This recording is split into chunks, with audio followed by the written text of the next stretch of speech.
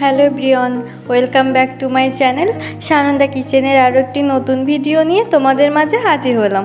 তো আজকে আমি তোমাদের সাথে সন্দেশের পুর দিয়ে একদম পারফেক্টভাবে নরম তুলতুলে এবং খেতে ভীষণ মজাদার পাটিসাপটা পিঠা বানানোর রেসিপি শেয়ার করব।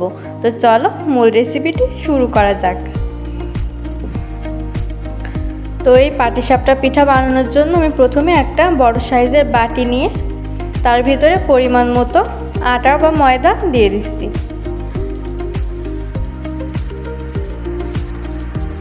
এখানে তোমরা যে পরিমাণে পাটিসাপটা বানাবে সেই পরিমাণে আটা ময়দা নিয়ে নিও।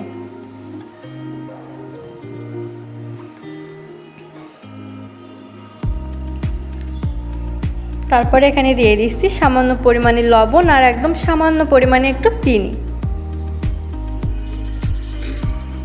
আর দিয়ে দিচ্ছি 1 চামচ গুঁড়া দুধ। তোমরা চাইলে এটা স্কিপ করে যেতে পারো, তবে গুঁড়া দুধ দিলে কিন্তু খেতে অনেক বেশি ভালো লাগে এবং পিঠাটা একদম মসৃণ হয়। এবার আমি একদম অল্প অল্প করে জল দিয়ে সুন্দর একটি ব্যাটার তৈরি করে নেব। জলের পরিমাণটা কিন্তু একবারে দিতে যেও না, তাহলে কিন্তু ব্যাটারটা নষ্ট হয়ে যেতে পারে। তার জন্য অল্প অল্প করে জল দিয়ে সুন্দর করে ব্যাটার তৈরি করে নেব।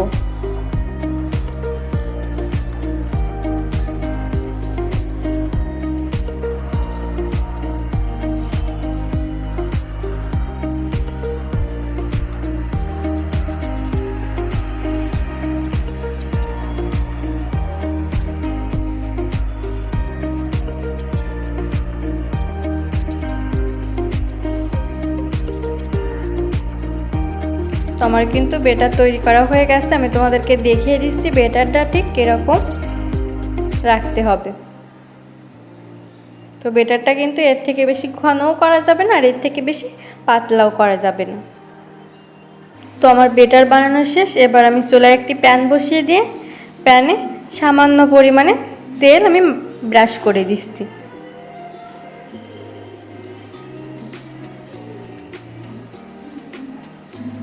তারপর প্যানটা হালকা গরম করে নিয়ে একটা গোল চামচের সাহায্যে ব্যাটার নিয়ে আমি প্যানের উপর দিয়ে দিচ্ছি। তো ব্যাটার দেওয়া হয়ে গেলে আমি গোল চামচটা ঘুরিয়ে ঘুরিয়ে কিন্তু সুন্দর করে গোল শেপ তৈরি করে নেব।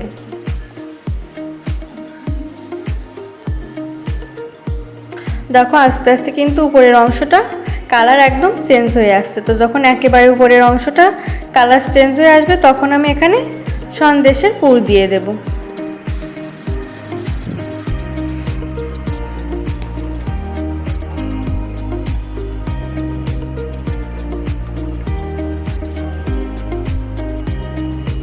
তারপরে আস্তে আস্তে এরকম রোল তৈরি করে নিয়ে পাটিসাপটা পিঠা শেপ দিয়ে নেব।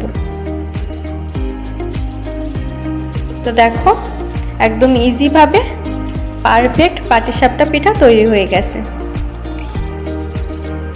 আমার কাছে তো পিঠা বানানোর ভিতরে সবথেকে পাটিসাপটা পিঠাই সহজভাবে বানানো যায় বলে মনে হয় এবং এটা খেতেও কিন্তু অনেক বেশি মজা হয়। তো আমি এই একইভাবে একে একে সবগুলো পাটিসাপটা পিঠা তৈরি করে নিয়েছি।